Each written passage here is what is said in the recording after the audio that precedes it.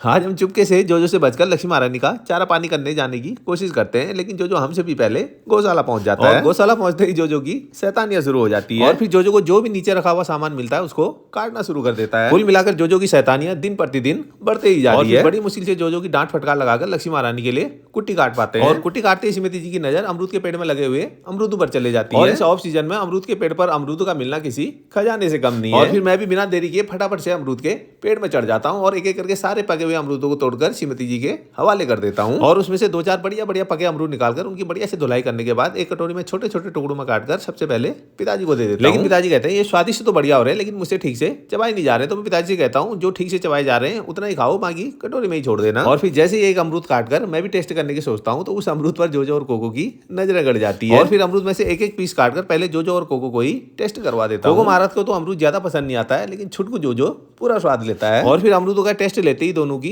शैतानियां शुरू हो जाती है। कुल मिलाकर छुटकू जोजो ने अपनी शैतानियों से हमारे ही नाक में दम नहीं किया है, कोको महाराज को भी परेशान करके रखा हुआ है। लेकिन जो भी हो, छुटकू जोजो है बहुत क्यूट। राधे राधे।